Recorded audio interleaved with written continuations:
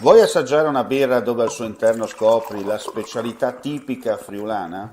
Lumi Beer, il prodotto ricavato in 20 ettari di terreno coltivato orzodistico, biodiversità, performance ambientale.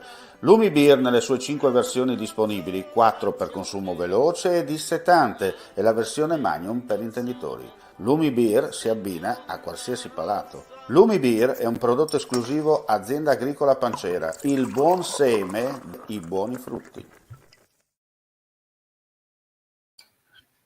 Ben ritrovati gentili amici e amiche alla Visione all'Ascolto per quanto riguarda l'informazione su Friuli TV con questa seconda edizione del nostro audio giornale notizie.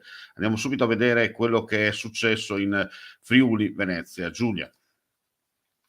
Il pubblico ministero della Procura di Pordenone ha chiesto stamani in Corte d'Assise Udine l'ergastolo per Giuseppe Mario Forciniti, 34 anni, l'infermiere calabrese accusato dell'omicidio aggravato di Aurelia Laurenti, 32 anni, compagna e madre dei loro 2 figli.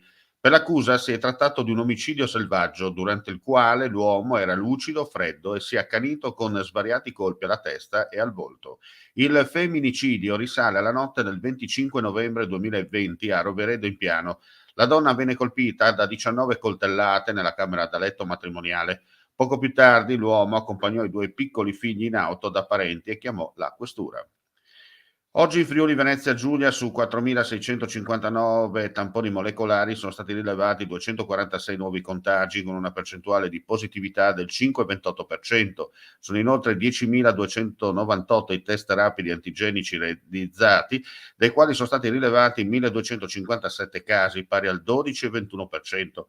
4 le persone ricoverate in terapia intensiva, scendono a 166 pazienti ospedalizzati in altri reparti. Nella giornata odierna si registra il decesso di una donna di 91 anni di Trieste, avvenuto in una residenza per anziani. La Regione Veneto, in base alla convenzione sottoscritta con la Regione Friuli Venezia Giulia, ha pubblicato un bando per i dialetti venetofoni, al quale possono partecipare anche gli enti pubblici e le associazioni e gli organismi culturali senza scopo di lucro dei comuni venetofoni del Friuli Venezia Giulia. Lo ha comunicato oggi l'assessore regionale alle autonomie locali Roberti, ricordando l'accordo stipulato tra le 2 regioni nel 2020 per la promozione della lingua friulana nel territorio del Veneto e dei dialetti venetofoni in Friuli Venezia Giulia. E con questa notizia chiudiamo qui questa edizione. Grazie come sempre per la visione e l'ascolto. Ulteriori news sul nostro sito friulitv.net. Alla prossima. C'è chi ti promette la luna, chi ti promette le stelle, chi farà un nuovo universo se sarà il caso. Noi non ti promettiamo, facciamo. Media Triveneto, il nuovo network del Nord-Est.